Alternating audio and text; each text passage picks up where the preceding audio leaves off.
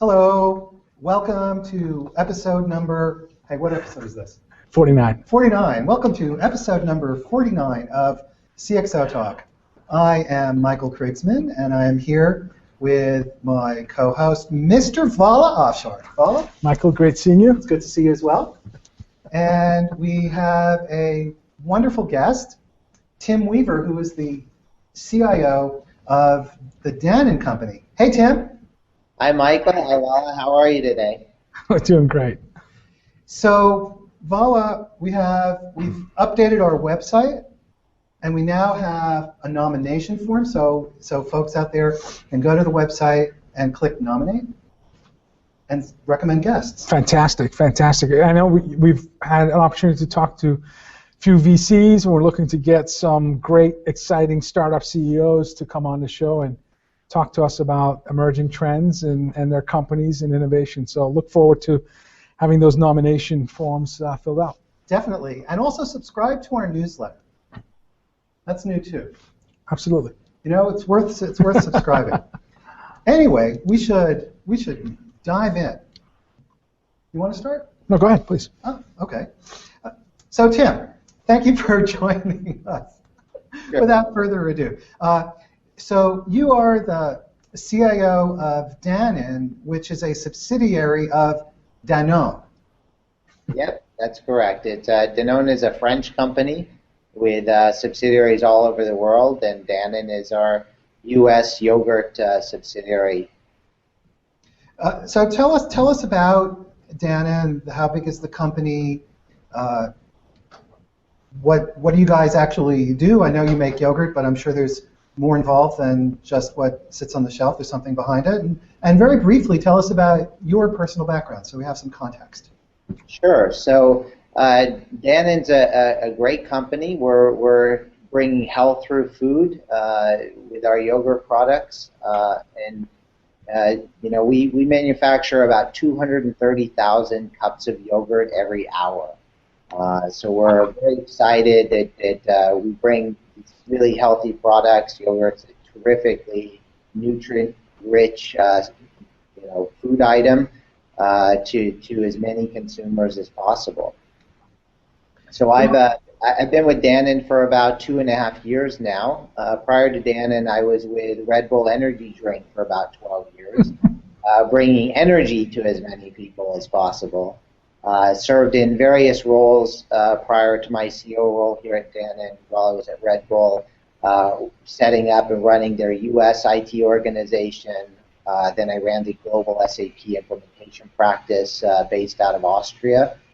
So got to live over there for a few years. And then finally spent the last 6 years of my 12-year tenure over there at running from the Sydney office, setting up and running the IT organization that covered our Middle East, Africa, Oceanic, and Asia markets.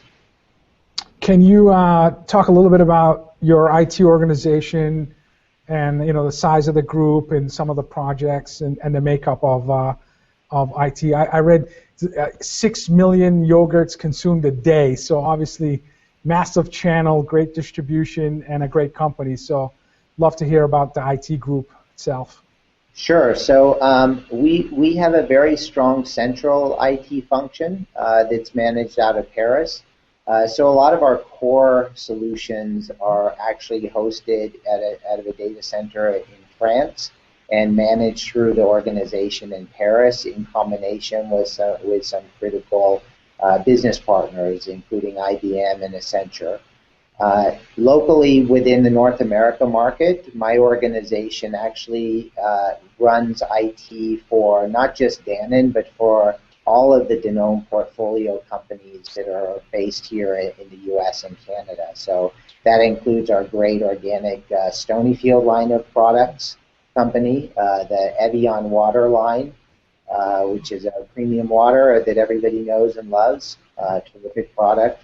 And we also have organic baby food in our portfolio family. Happy Family Organic Baby Foods joined us last year as part of the Danone family. So we have some terrific brands and organizations in North America that are considered their market leaders in their category. So specifically around our organization on the IT side is that we actually brought our IT groups that were across our Canada and U.S. businesses that were operating somewhat autonomously. We brought them into a new North America IT group last year and reorganized the teams to really make sure we were aligned with the mission statements of all of the businesses. The overall structure is we have an implementation practice with functional domain experts leading teams, working with critical areas of the business to identify and implement various business solutions.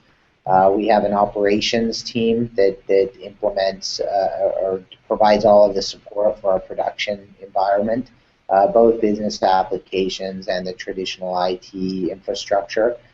We have a strong analytics team, so we see that as a real cross-functional area looking for innovation in bringing analytics to the business so that we can continue to have competitive advantage.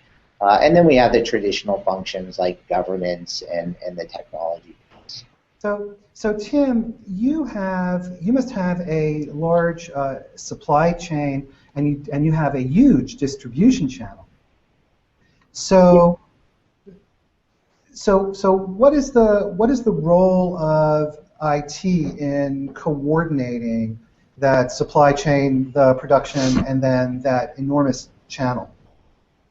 Well, I mean, our task is really to make sure we're bringing enablement technology to our supply chain teams in their various functions within that whole supply chain component. So, you know, beyond the transactional processing that's obviously done in SAP, it's bringing in third-party partners for EDI, for logistics planning, route optimization, and then, you know, one of the interesting areas that we've been working tightly with the analytics group in our supply chain over the last 6 months is to really better understand the customer supply chain so that we make sure that the way we package our products, the way we ship them, the scheduling of those shipments really works within the context of their supply chain effectively and efficiently, and finally making sure that we have the right mix of products at the right time on the shelf so that consumers can purchase and enjoy them. I saw a photo of you and Ray Wang on Twitter yesterday, and anytime I see a CIO with Ray, I know they must be cooking up some sort of disruptive, highly innovative, put a dent in the universe type plan. So talk to us a little bit about your stakeholders and what they demand of IT, and you know, what are some of the exciting projects that you're working on? Sure. So I don't know anything about what you mentioned with Ray. Plausible deniability. I'm not going to touch upon that part of it.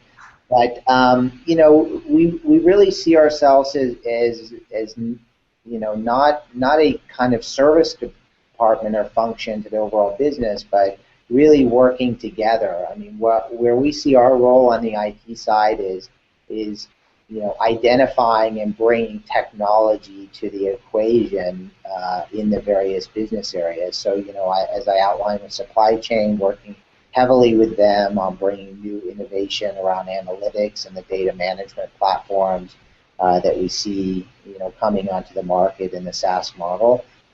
You know, when we work with our finance teams, looking at new ways that they can better analyze the financial equation that's in front of them, and make sure that they're properly equipped with efficient and effective technologies to communicate things like customer profitability and the various aspects that they need to provide to the other areas of the business. So we really see ourselves as effective partners with them. And you know, it's been you know, my 2.5 years. It's been a really strong relationship with every single aspect of the business. Tim, in order to do what you just described, to be a collaborative partner with these different parts of the business, don't you have to have a pretty detailed and sophisticated understanding of what those different departments actually need. Sure. So how do you do that? I mean, your background, your training, in general, the background training of IT is in systems. So how can you be an effective partner to marketing, to supply chain, to accounting? How do you do that? Well, I think one component of it is obviously to make sure that you're listening. If you're a CIO and you get distracted and focused on the traditional technology aspects of IT, I think you're going to miss out on the opportunity to be engaged and learn about the business. I mean, obviously 2.5 years ago, I started with Dannon, and I can tell you that the extent of my knowledge about yogurt started and stopped at the opening it and putting a spoonful of it. My peers in the business have been very open and have embraced the approach of making sure that the right people in the IT organization are also properly educated about the business. So that's definitely one way, is to just work within the context, make sure that you position yourself and see yourself and get engaged with the people around the parts of the organization. I think the other side, and what we've seen over the last couple of years and we've really instituted, is when I talk about the part of my organization that's around business enablement through technology, these are people actually that are seen by the functional areas of the business as being experts in their space.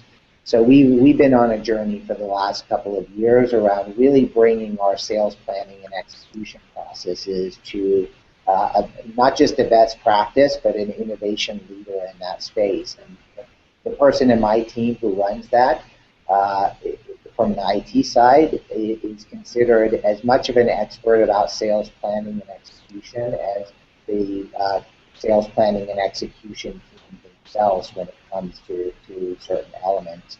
So I set a mission when I began at Dannon with the mandate of saying that the people in that area of the IT department had to look and be completely interchangeable with their business peers that are coming out of the functional area. What are some of the challenges that you had to overcome in order for Dannon to view IT as an innovative business enabler? I'm very fortunate at Dannon because, my peers in the different functional areas are really accustomed, and I think our culture is one of collaboration and working together. So, you hear a lot of horror stories of organizations where there's a lot of turf wars, there's a lot of fighting about who gets how much budget.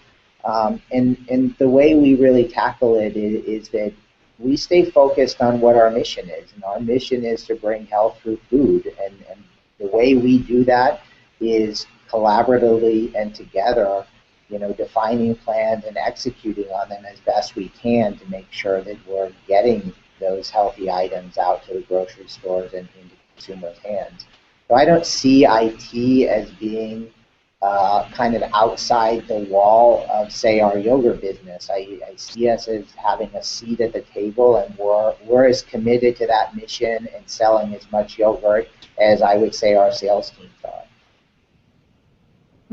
When I talk with CIOs, or the more I talk with CIOs, I've come to the conclusion that the CIO job is really about politics and innovation. And if we strip it down, really about politics, much more than it is about technology. Do you agree with that, or am I off base? No, I think it can be, and maybe it's probably even the most prevalent kind of scenario or situation that a lot of CIOs find themselves in. As I said, I'm very fortunate at Dannon not to be in that context, and I'm thankful for it every day. But I also, have to appreciate that many other people in my chair are not so fortunate. You started in the beginning of the interview, and you mentioned, as you were profiling your IT organization, having strong analytics capabilities. Certainly as a CMO, I appreciate when IT has advanced analytics capabilities, because as you know, the landscape in marketing today requires that level of contextual intelligence to be able to stay relevant. Can you talk a little bit about your role in terms of building the analytics capabilities and why you view it as an important function to sit within IT? Yeah. So very early on, we were very clear that the overall subject of analytics and what was going to be a critical advantage for us in competing in the market. Even when I landed, Dannon was already a largely data-driven company that really respected insights that could be derived out of data.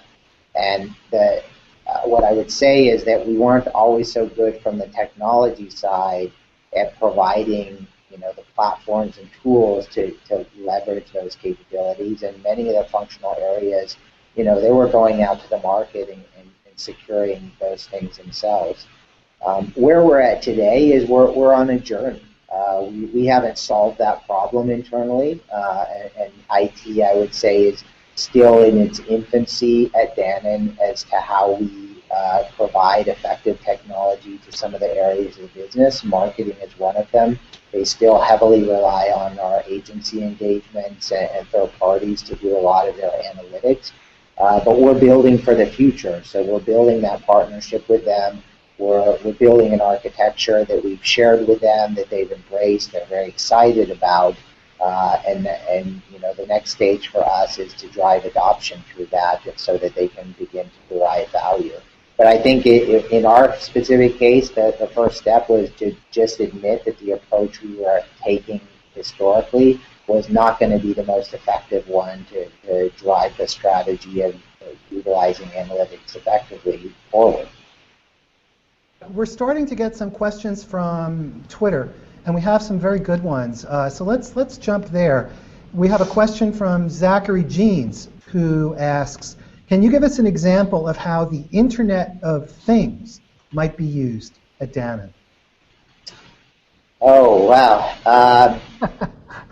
You're just talking about analytics. I thought that's a great question. Yeah, so I think that that's a very nascent category and topic. So I would be the first to admit that probably in Dannon's focus, that when we talk about outside of our kind of enterprise environment, we're not really having this on our radar thinking yet. Where I see that it can go is we operate quite a number of obviously very large manufacturing facilities across North America. We have a significant amount of automation in those facilities. They're considered best in class, very modern, constantly being upgraded. We make significant capital investments to make sure that they have all of the systems in place necessary to ensure quality of product, safety of the people. So, around this, I think you're going to see an increasing amount of the automation platforms themselves utilizing the Internet of Things technology to really be able to take the next step with them, so that they're not independent, siloed off solutions to do a particular functional step on the line in the production line, but instead can start to be pieced together holistically to work more effectively together. Sure. Can you share with us how closely you work with marketing at Dannon, and perhaps what type of analytics are they asking IT to help understand? Is it analytics from sales through CRM solution? Is it analytics from your partners and customers? Can you share a little bit about that? Sure. So I mentioned our sales planning and execution kind of best practice approach, and that's really been not just a sales topic, but it's also been tied heavily into the marketing side of things. So when we built out the sales planning models to estimate volume growth across our trade promotion plan, many of the drivers which impact that are coming out of our marketing team. So the number of GRPs that we have, what kind of advertising are we doing in markets, what type of digital advertising are we doing in markets, and to see if that's, to make sure that we're driving that from an effective standpoint as we build out those data models. So this is one area where we really partner closely with marketing to make sure we have those metrics that they're getting out of the space. The other areas that I mentioned that we're still in early days with some of our marketing areas. I mean, they're leveraging the agencies quite heavily to do the things that we cannot do yet in IT. So where we've shared with them what our vision is and some of the technology pieces in the stack that we're putting in place, they're very excited about it. We do have very good positive engagement. I think honesty about what your capabilities are as an IT organization is the most fundamental place you need to be, because you can't overpromise and underdeliver. They still have a job to do. They need to fulfill their role to help the marketing of our products. We just had a comment from Andy Karaboutis, who is the CIO of Dell and another guest on the show, and she comments that, quote, the Internet of Things is a disruptor. Go ahead, I'm sorry.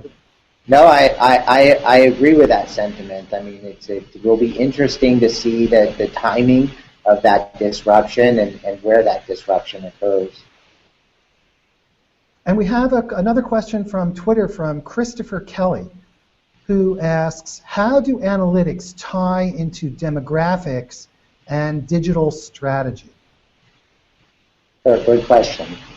So, I mean, demographics are a significant piece of the layered data that we look at and are building our future upon. So, the yogurt category has been a very interesting one to learn about. And one of the things that you learn is that Americans don't eat very much of it compared to our fellow global citizens.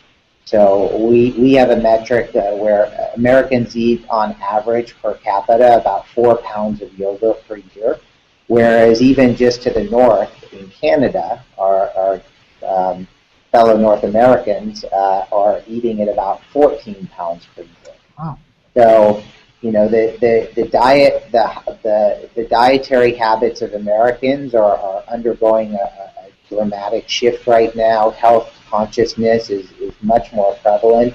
I mean, you see with First Lady Michelle Obama in the last years with her push around a much healthier eating style. We're pushing. Just today, we announced our push to make our products even healthier than they are. So, demographics and understanding the population and making sure that we're creating products for people's preferences, but they continue to provide the level of nutrition that yogurt provides. It is an important part of the analytics that we do on a regular basis. We have a question from Twitter from Bob Nielsen, and Bob asks, or his comment is, Dannon is big on community interactions. What is the role of IT in that? Yes, so that's absolutely correct. I mean, we're a very socially conscious organization. Globally, Danone, some years ago, committed to a global 30% reduction in its carbon footprint, which it achieved in the time period committed. We consider all of the things that impact the environment and the communities around us. I mean, where we operate our plants, where we operate our offices, we make sure we're heavily tied into our local communities. It's just who we are as an organization, and it's the kind of people that are attracted to and join Dannon and excel here. So specifically how IT is involved in that, I mean, I can tell you that my team on a very personal, individual level is very active. When community events are organized, when community events are going on, we're always trying to participate heavily or based on availability. We've spent the last year, Dannon as a company, really promoting the concept of one yogurt every day. And so as part of that, everybody at the company in the last year has really gone out and educated people in grocery stores and parks about the health benefits of yogurt. Our dietary habits are a large part of what makes us who we are, and my entire IT organization is proud to be representing the products that we put on the market. You're not afraid to disrupt, and I know that you work with startups. As a matter of fact, you were referred to us by a startup called Paxata, which I guess you're one of their customers. So tell us about the role of disruption and how you work with startups, and why are you not scared to bring startups into Dannon? You're a huge company and you're willing to work with these tiny companies. Why do you do that? Well, I think that there's two components of it. I mean, I'll start with a rather selfish one, which is I think a lot of the startups are developing and delivering technology which makes IT more effective, which makes IT a better partner in the business. It makes us look better to our peers. So, the more that the Paxatas, et cetera, of the world can make me and my team look better with the business because we're bringing something that's unique and innovative and bringing a lot of value to their day-to-day work, the better we feel within our IT function. So I think that's the selfish aspect of it. And I think the other side is the business enablement. I mean, disruption is inevitable, and I always find it strange that somebody can pursue a career around technology and not somehow be attracted inherently to innovation and new things, because that's what technology is, in my view, and it's always going to be disrupted. And there are many people in the industry that talk about it. If you don't disrupt yourself and your own products, you're just leaving the door open for somebody else that's going to come and do it for you. So that embracing of new technologies is something that I've really reinforced with my teams. They've really taken to that initiative. Nobody wants to have a stale resume. Who wants to be a Fortran or a COBOL programmer today? There aren't many people. So I have a funny story on that one. So last year, we had a meeting with all of the IT staff. We brought them all together in one place and spent a few days working together. And I asked the question, how many people in this room think we should be pursuing a strategy that includes a lot of cloud elements and SaaS-based solutions? And every hand in the room shot up. So that there's an obvious recognition of where the market is going. The next question I asked, I think, was even more interesting. How many people in the room actually have experience with those technologies and solutions? And not one hand went up. And it was a great point, I think, because my goal with my team is to create an environment where they're able to learn those things that will make them more effective in their job and give them that opportunity, and not just expect them to keep the lights on with the existing technology. What are one or two technologies that you believe are most disruptive in business? Maybe now, and then maybe technologies that you foresee in the near future. Sure. I think that some of the technologies that are bringing agility to the organization and self-service, we're moving or reducing the traditional life cycle of defining requirements, receiving a request, defining requirements, designing a solution, building a solution, and delivering a solution. We're now moving into a paradigm where a lot of those pieces get removed or collapsed down in timing because they're either become unnecessary or they become something that the business users themselves are able to build with some of the new tools and technologies. So I think, if we come back to the analytics space, the computational power and the commoditization of storage, processing power. I'm out in San Francisco this week, and I've had the fortune to see things that we only dreamed of just a few years ago. The ability to run huge SQL jobs in the span of seconds that in the past would take hours, if not days. And to do that dynamically without having that heavy capital infrastructure investment that was only available to a select few in, say, the banking industry in the past. And this is a disruption that's going to happen, but it's a disruption that's really about enabling the business to do things so much faster. Well, we have a question. We have lots of questions from Twitter. And there's a question from Nick Ham who asks, how much of being disruptive is adopting new technology versus new methodologies and mindset? Good question.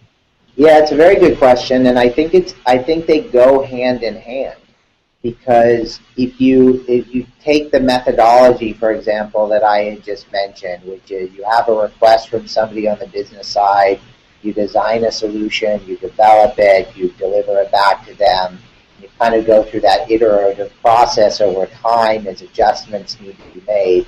The technology that is coming out with some of the innovation is really going to turn that on its head, because IT isn't going to be needed to build some of those new solutions. This is something that the end users are going to become increasingly able to do for themselves. I mean, I'll use an extreme example, and spreadsheets. Spreadsheets, when I was just starting my career, spreadsheets were just coming onto their own with the Lotus 1-2-3s of the world and things like that. I mean, I'll date myself. I even wasn't a user of VisiCalc in the many old days ago on the Apple platform. But think about what that technology did to empower individuals within the business to crunch data versus how they did it manually before. And we're in the same paradigm shift right now when it comes to data management with the tools like CXOTalk offers. The traditional way of moving and managing large volumes of data is now something that is going to be in the hands of end users.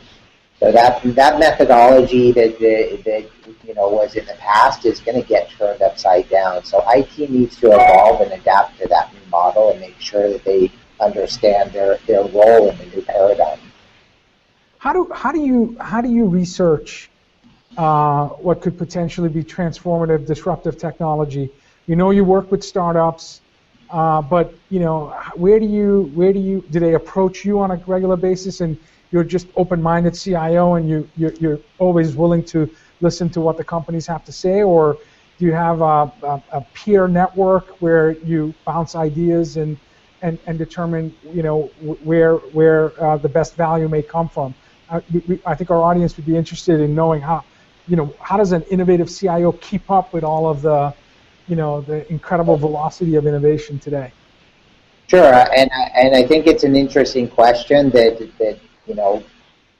the approach I've taken over the last couple of years is not one that even I thought of. I kind of looked at my peers and the ones that I felt were thought leaders in the space and doing this well themselves and asking them what they were doing. So it's a great question to share. I'll start with the way that I don't find new products, new vendors, and new solutions. I don't react to unsolicited email. So if anybody's out there, unsolicited email is an effective marketing or sales tool to get yourself in the door. I can tell you that it's not one that's well appreciated. But on a serious note, it's a mixture of things. I mean, I've been fortunate that, meeting with some of the VCs out in the San Francisco area, they're very, very open. They're very desiring of engagement with CIOs to be able to show what it is that they're investing in and how those capabilities are there. And the startup community is obviously looking for some early adopters who are aggressive, and it works very well together. It's a mutually beneficial situation. I think you've got to be reading the blogs out there, find the innovators. You've got to be on Twitter. You've got to be paying attention to the leaders in the space. The Ray Wangs, for example, that you joked about in the beginning. I mean, they're constantly out there with a level of energy sometimes that the rest of us can't understand, but constantly, feeding ideas. And you don't need to try and do it all. You need to just pick a few things at a time. So I think it's a snowball effect, though. Once you decide to tap into that thought leadership, it's a self-fulfilling prophecy at that point. It just gets a life of its own. And it's not that hard. Everybody is really interested in that kind of engagement. So I encourage everybody to do it because it's been a terrific journey and experience. Any one or two blogs you would recommend? I mean, is it the TechCrunch and Recode? And I mean, is it your traditional? Yeah, I mean, TechCrunch, the GigaOms, these kinds of things that are really, the more you can kind of get, the more you can focus on the ones that are really talking about the stealth mode startups, the ones that are kind of finding out who's getting seed financing, what are they doing, who's just closing an A round of financing and starting to talk about what their products are doing. So the information is out there that everybody wants to share it. I mean, everybody's trying to get their name and exposure out there so that their potential clients can be aware of them. So, there are places like that to tap into for sure. How awesome that $1 billion company is open-minded, innovative enough to just, with open arms, welcome startups into their ecosystem. I know. That's the one thing that struck me when Tim and I were talking before the show. Tim, you really do try to seek out startups, don't you? You embrace startups. Yeah, I think that we don't go into it expecting that we're going to get a huge strategic solution out of it necessarily, but the benefit of startups is that they're hungry, they're nimble, they're inevitably full of really smart people that will be very open and honest whether or not they think their technology is going to help you solve a particular challenge that you have in your organization, and they're not going to try and oversell and overpromise and underdeliver. If it's not the right fit, they're okay with that. And so I think that it's just been a very nice, and I'm not suggesting it should be the only strategy that an enterprise CIO should pursue. I mean, we have extremely fundamentally important partnerships with SAP, with Oracle, with Microsoft. So this isn't a zero-sum game. This is just building upon the shoulders of giants and trying to see what the next great thing is. So, having said all of this, you're going to get inundated by startups of every description. So, what are the filter points? So you're always looking for unsolicited emails. He doesn't respond to unsolicited emails, so they're going to have to find a more clever way to connect. But I'm sorry, Michael. I'll let you finish your question. No, I was going to say, how do you choose which ones to work with? I mean, just as a practical matter, because I'm sure you have people hitting you up all the time, even outside email. Is it a proof of concept that they need to successfully go through? Do you look at security, scalability? I mean, obviously you're a global company, so I suspect there has to be some key markers that you look for to say, all right, you're past the first gate. Sure. I mean, we have some global governance principles we need to always follow around, making sure that that whatever partner we bring in complies with that level of thing. We're not a U.S. publicly traded company. We're traded on the Paris Stock Exchange, but that's still no less important about our responsibilities around data security and processes and things like that.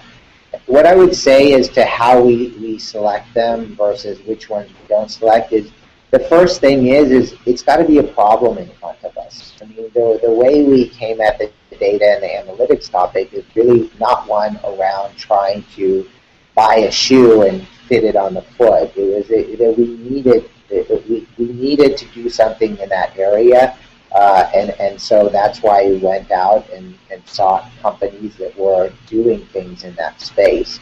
So it's not a situation where, hey, great, there's a well-known company in the CPG space. They want to deal with startups. Therefore, every startup can sign up at the door.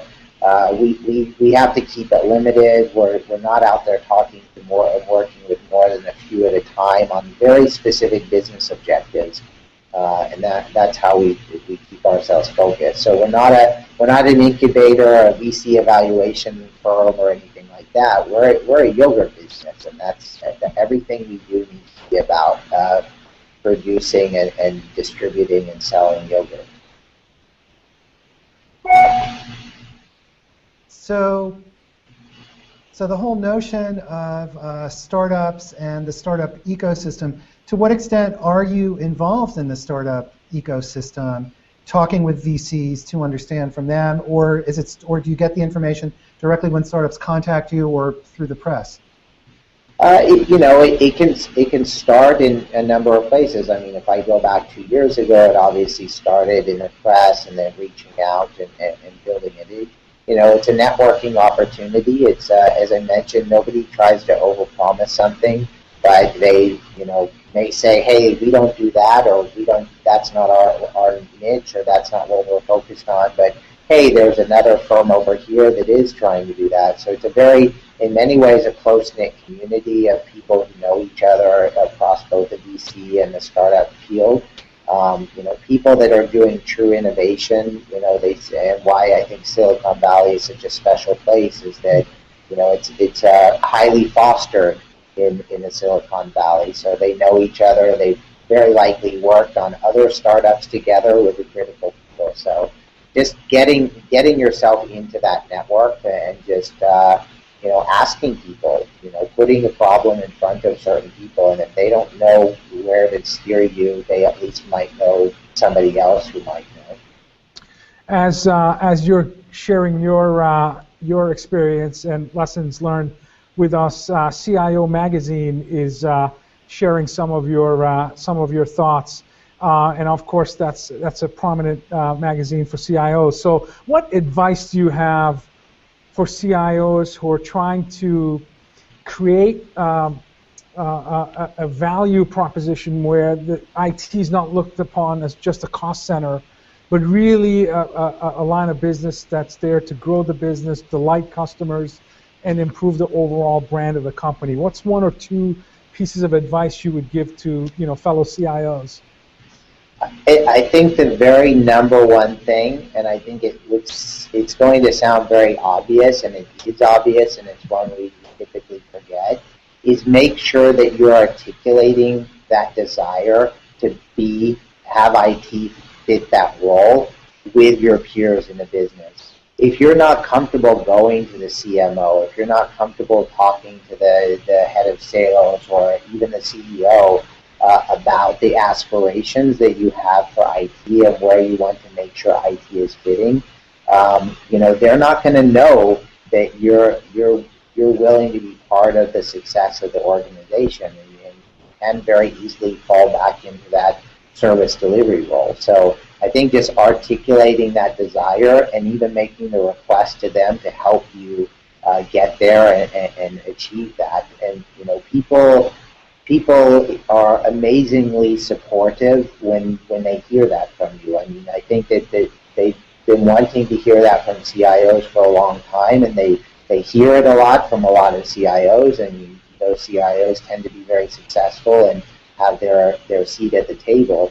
But I think as long as you act like an outsider and behave like an outsider, then you run the risk of being an outsider. So, hopefully what you've heard from me today is a little bit about technology, but also a lot about my passion to make sure that we get our yogurt and our water in as many consumer hands as possible, because we, and I personally, know how healthy it is for those people, and that level of commitment to whatever business you're in and your organizational objectives is what as a CIO is going to help you be seen as a partner.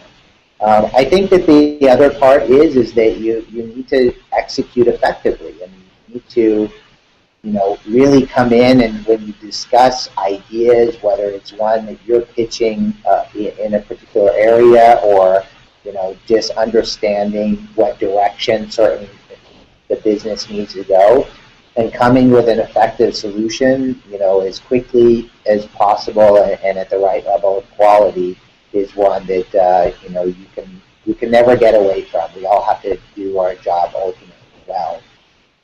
Hey, Tim, we're just about out of time, but we have so many questions from Twitter, so let me just hit you up with a couple, 2 or 3 rapid fire, okay? So I'll just do it and just give us very short answers this time, okay? Okay. All right, so you don't respond to unsolicited email, and incidentally, Mary Fran Johnson, who is the editor-in-chief of CIO magazine, commented back on Twitter saying, why would any CIO do that? But we have a question saying, what about unsolicited tweets or social conversations? Do you respond to that? I'm human. If it's interesting at that moment or it's enticing enough, I guess I could never say I wouldn't respond to it. I can say that so far I haven't. Okay, but if it's good enough, you might. Yeah, I mean, I'm a person. Okay. All right. Another question from Julian Sammy. To what extent does the IT organization lead the business into opportunities versus the business calling on IT to help? So which comes first, the IT chicken or the business egg, or vice versa?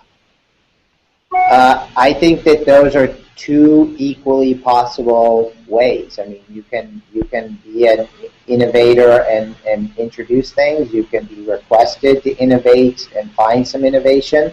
But I think fundamentally the third way is the way I personally prefer, and the one that I found more effective, which is that I don't see IT outside that concept of context. I don't think finance describes itself outside that context the way IT often does. So when we're doing something with sales, we're doing something with sales, and sales is doing something with us to sell more yogurt. And to remove yourself from the overall business context and see yourself as kind of a different silo or a piece of the organization, I think is what gets us often into the wrong situation. Okay, then I'm going to give you one last question, which is another good one from Julian Sammy. And Julian, thank you for asking these great questions. How do you measure IT's role in sales or other business functions? How in the world do you know that IT's doing a good job? The same way that sales knows. I mentioned that we've spent the last 2 years on a journey to really get to a level of excellence around our sales planning and execution of our sales plans. And in my view, because we've been in such an effective partnership, the fact that we have a level of sales plan accuracy, which is how sales would measure themselves, is equally creditable to the technology and the IT contribution to that project as it is to sales. When sales succeeds at increasing sales, and if they're using technology to do it, then I think IT has a fair credit to go along with that. When sales go down and it's because technology is not working effectively to help stabilize or right the situation, then we should take the blame too, along with sales. So, we often think that we want to earn the credit and earn the accolades, but we don't want to take the blame. And I think in IT, we all often think we only have to take the blame. So I think if you're part of the business, then you succeed and fail with the business. I think it's a common theme, Michael, with the CIOs we've had on our show, and that is sales is not a department, sales is a process, and it includes IT. And clearly, Tim is articulating that to us. Well, it includes IT if IT is aware that they can be part of sales. Sure. And if IT is aware that there's a measurable outcome that they need to participate in. Of course. And I wonder how many CIOs actually are doing this. The ones that come on our show. The ones who come on our show, definitely. Or we wouldn't invite them. And that is a point. Yeah. Well, I think we're out of time. We could keep going. Fastest 50 minutes of my week. So thank you very much, Tim. Exceptional thought leadership. Love to have you back on the show. Terrific time. Thank you both very much for having me on. And I want to thank I want to thank Tim Weaver first off, who's the CIO of Dannon, the Dannon company. We're very grateful for your time. And I would like to also thank everybody who's been watching, and especially the people who have tweeted in these great questions. Awesome. CXOTalk would not be the same without you. And on our website, we have two new forms. Isn't that great? Sounds like I'm the Registry of Motor Vehicles. Our webmaster here, Michael Krigsman. Yes, I'm very proud of this. But you can now nominate guests to be on the show by going to the website, and I hope you'll subscribe to our mailing list as well. So Vala, great show. Great. Let's do the high five thing. Oh. Nobody else can see because the camera's. That's right. You heard it. I also learned this thing where you bump fists. Yeah, we'll talk about that next show. Yeah, next time. Michael just learned to bump fists. So. All right. He's 6 years old. Anyway, go ahead. All right. Everybody, thank you for watching. Tim Weaver, the CIO of the Dannon Company, thank you for joining. And, of course, my great co-host, Mr. Vala Offshore. And we'll see you next week, everybody. Bye-bye.